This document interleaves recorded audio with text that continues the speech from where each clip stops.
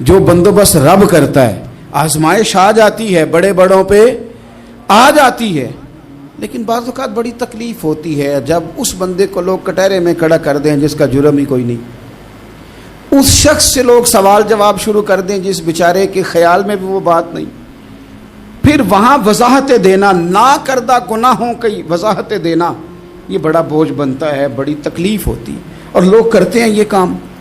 پھر اللہ تعالیٰ جب بندوبست فرمائے, صحیح بخاری میں حضرت جریج کا ذکر فرمایا.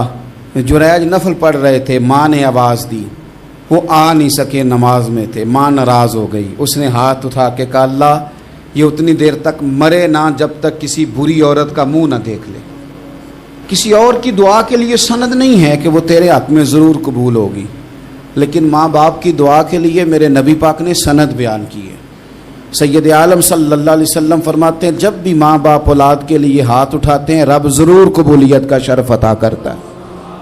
تو جہاں سند موجود ہے نا, کچھ افتتاح ابا جی سے بھی کرا لینے چاہیے, کچھ کام شروع کرنے سے پہلے صرف اماں سے ہی دعا کرا لینی چاہیے. یہ والا افتتاح بھی بڑے کام کا ہے کیونکہ یہاں سند بیان کر دیا میرے نبی کریم. تو جناب جریج کی ماں ناراض ہو گئی, کہنے لگی اللہ اس نے میری بات نہیں سنی. اب تھے تو وہ نیک, لیکن رب کریم کی حکمت کا تقاضا ہے, ماں کی دعا کو بھی قبول کرنا تھا. اللہ نے آزمائش میں مبتلا کر دیا. والدہ تو چلی گئیں, وہ ایک خیمے میں, ایک کٹیا میں, ایک جھونپڑی میں عبادت کرتے تھے, اللہ کو یاد کرتے تھے, رب رب کرتے تھے, اور لوگ ان کی بڑی تعریف بھی کرتے تھے. لوگ ان کے ارادت مند بھی تھے, عقیدت مند بھی تھے, اہل محبت بھی تھے. ایک عورت آ گئی, بس وہ اللہ کی حکمت پوری ہونی تھی. اس نے آ کے پہلے تو انہیں اپنی طرف مائل کرنا چاہا, جب نہ مائل ہوئے تو الزام لگا دیا.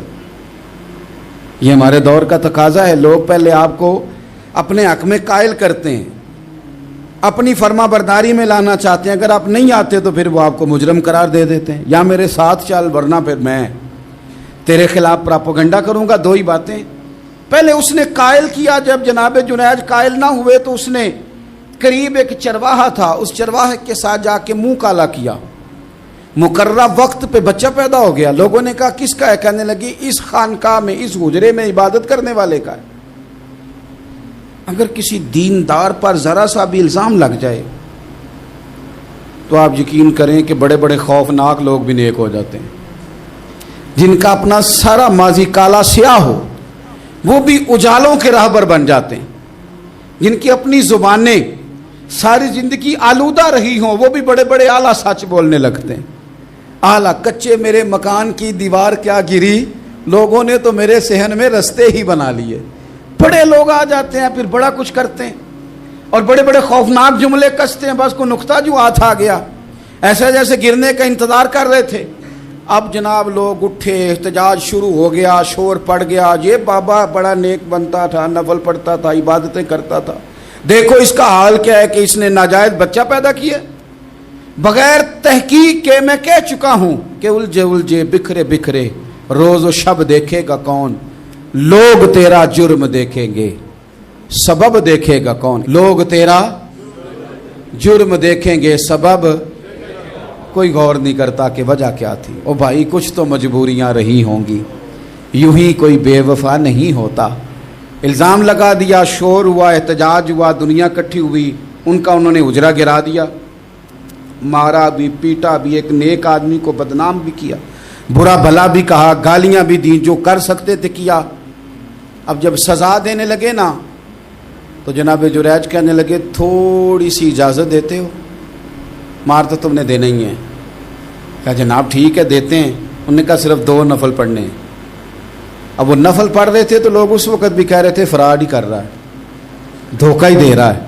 چونکہ ذہن بن گیا نا, بدگمانی آ گئی. انہوں نے 2 نفل پڑھ کے ہاتھ اٹھائے, کہا اللہ جانا تو میں نے ہے, پر اس رسوائی کے ساتھ جنازے تک نہیں خراب ہو جاتے, قبریں تک نہیں لوگ بدنام کر دیتے. کہ اللہ جانا تو ہے, پھر اس رسوائی کے ساتھ تو میری مدد فرما. اب تو میرا کیس تیری ہی عدالت میں ہے, تو رحمت کا دروازہ کھول. ہاتھ اٹھائے, دعا مانگی, نفل پڑھے, پورے مجمع پہ نظر دوڑائی, کوئی نہیں تھا سپورٹ کرنے والا. کل تک جو کہتے تھے نا تیرے لیے جیئیں گے, تیرے لیے مریں گے, ساری عمر ہی آٹا گدا ہے. لکھاں کیتے نہیں پیڑے, اب وقت آیا تے محمد بخشا کوئی نہیں ہو بیٹھا نیڑے, ایک بندہ بھی نہیں تھا, ووٹر سپورٹر ساتھ دینے والا کوئی نہیں تھا.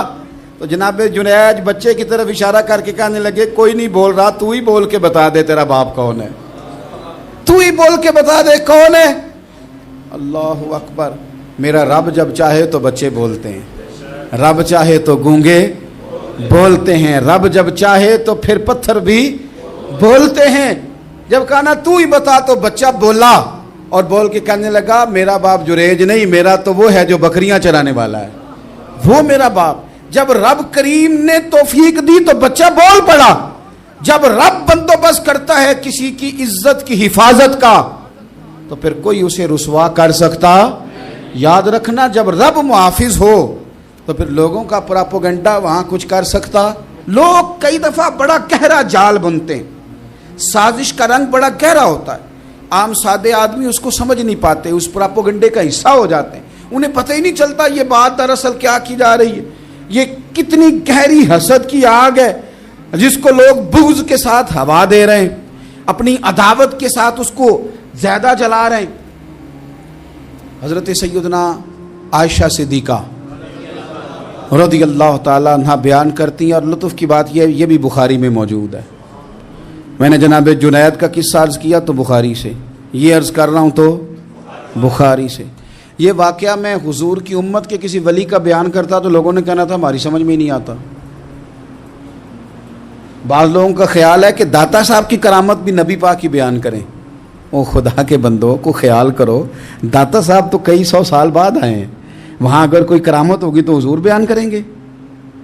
اگر نبی کریم نے پچھلے بنی اسرائیل کے ولیوں کی کرامتیں بیان کر کے تمہیں بتائی ہیں تو اس کا معنی یہ ہے کہ اگر وہاں اللہ یہ شان عطا کر سکتا ہے تو تم تو امتوں کی سردار امت ہو, ان پر تو نیرا فضل ہے, تم پر تو رب کا فضل کبیر ہے.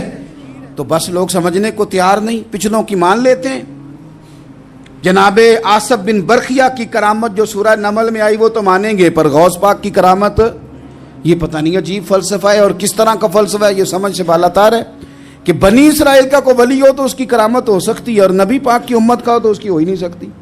کیا معنی ہے اس بات کا؟ اور لوگ ہیں کہ داد و تحسین دے رہے ہیں, واہ واہ کر رہے ہیں.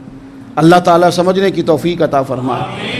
حضرت عائشہ صدیقہ رضی اللہ تعالیٰ عنہ فرماتی ہیں ایک عورت تھی اور اسے نبی پاک صلی اللہ تعالیٰ علیہ وسلم نے وہ کلمہ پڑھ کے مسلمان ہوئی, مدینہ طیبہ آ گئی تو حضور نے مسجد نبوی شریف میں اس کے لیے مکان, ایک سادہ سا کمرہ ساتھ مسجد کے بنوا دیا, وہیں رہنے لگی. اکثر وہ سیدہ طیبہ کے پاس آتی تو حضرت عائشہ صدیقہ رضی اللہ تعالیٰ عنہ فرماتی ہیں وہ بڑی باتیں سناتی اور آخر میں کہتی وہ ہار والا دن بھی بڑا عجیب دن تھا اور میرے رب کی قدرتوں کا دن تھا, وہ بھی بڑا عجیب دن تھا.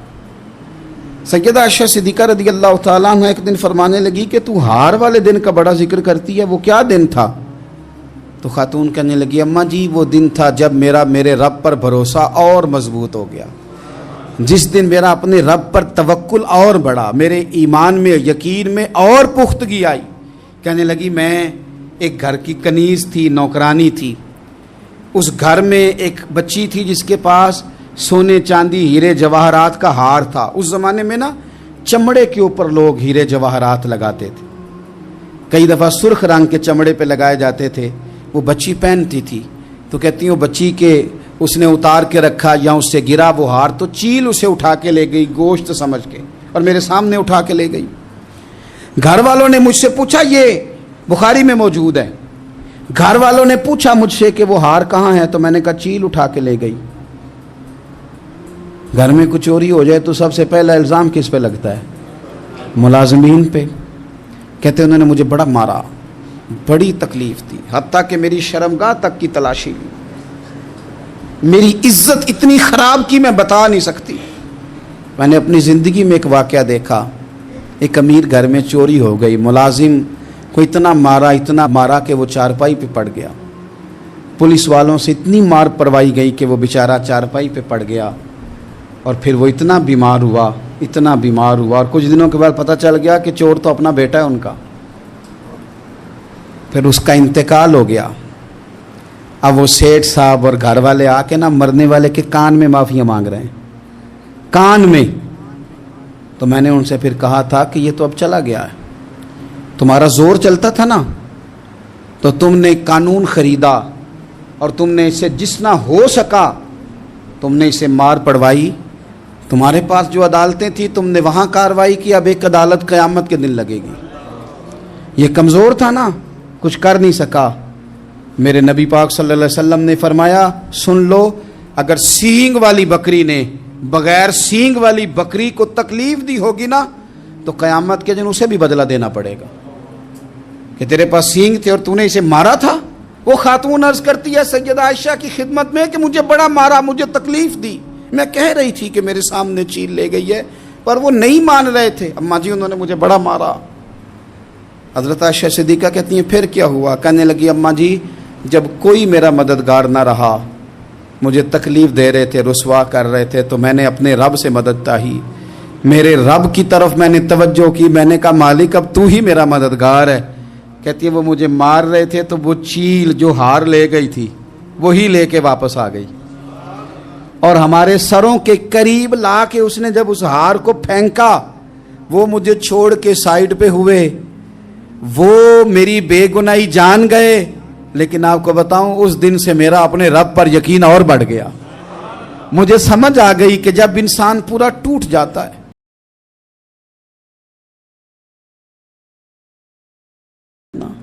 اللہ تو اس کا مددگار ہوتا ہے نا، وہ تو پھر اپنے اس بندے کی مدد کرتا ہے نا، پھر وہ تو توانائی دیتا ہے نا، وہ تنہا نہیں چھوڑتا۔